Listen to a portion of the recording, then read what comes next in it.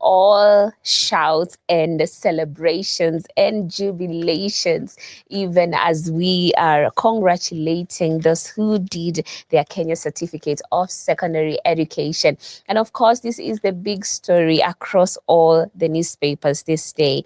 And starting off with the Daily Nation, just to highlight what is happening here, I see the 2024 KCSE candidates surmounted various obstacles to post some of the best results in the examinations since the famous reforms of 2016. So the class also recorded a number of firsts since the inaugural test in 1989, with more girls than boys sitting for the exam for the first time. But an analysis of results compiled by Nation shows traditional academic giants still remain perched at the top. And of course, I see here Daryl Gatura Njoroge, who scored an A, being the very top candidate. Strathmore School, followed by Christine Atieno Omondi from Alliance Girls.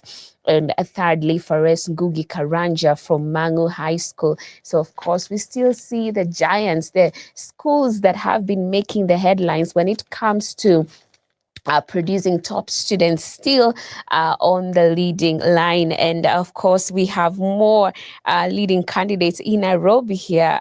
We have Christian Getugi from Light Academy. We have Elvis Ndongo from Mangu High School, Sarah from Kenya High School, and many more. And you can look at that in more details. A big, big, big congratulations to all the candidates who have indeed done us proud. This was a very timely time to release the results for sure after the Christmas season is over. But anyway, it's important to note that 1,693 is the number of candidates who attained a mean grade of A. That's quite a good number. And this is an increase from 1,216 in 2023, 1,146 in 2022, and 1,138 in 2021. So we have recorded the highest number in the last 3 years. And of course, pages 2 all the way to page 12 is covering that very, very, very story. And you can look at that in more details. And just moving on to The Voice today, this morning, I see the DN2 is covering something very interesting, and that is in 2025, expose sex offenders and let children be children, which is an important conversation to have. And I see each time I see a judge's decision favoring a perpetrator in a defilement case, my blood boils with rage and indignation. A story covered on page 8 of The Voice. And I also see more. I see lack of childcare keeps gender pay gap wider than it should be. And this is a story covered on page 7. And lastly, couple braves 170 kilometers walk in the war on FGM and child marriages. Beautiful, beautiful. Patrick Ngigi and Josephine Pasiani completed a remarkable journey from Narok to Nairobi. They ran a rescue center in Narok that has been a lifeline for 1,500 girls for the past 27 years. Quite a commendable story right there. Special feature on the DN2 this morning. And at the back page, I see attempted suicide is not a crime, says High Court. And this is something that I listened to just this morning.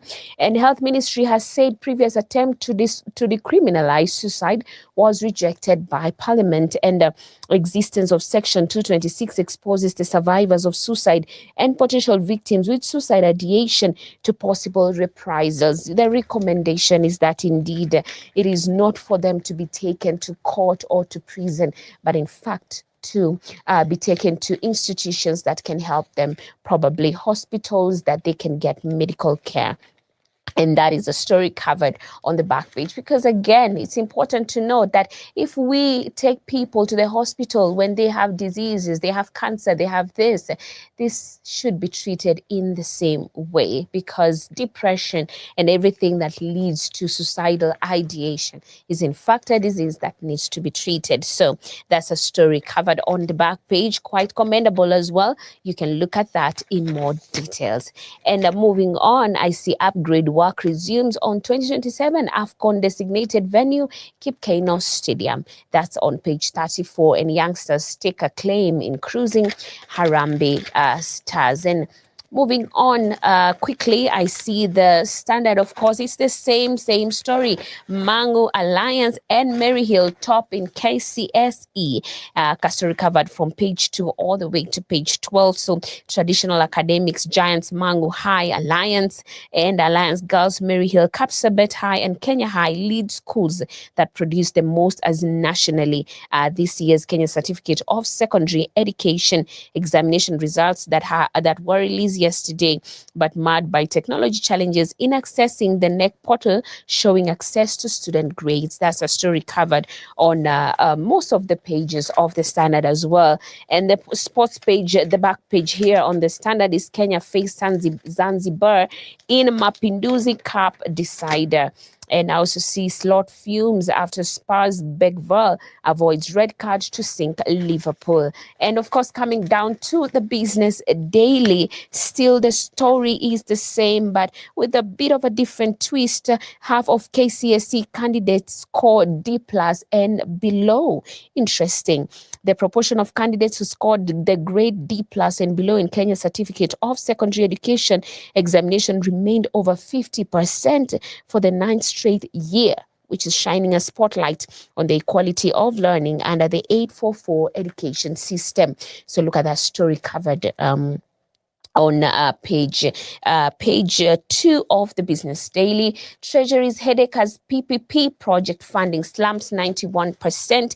That is covered on the Business Daily as well. And why 2025 could end up being the year of bond for investors.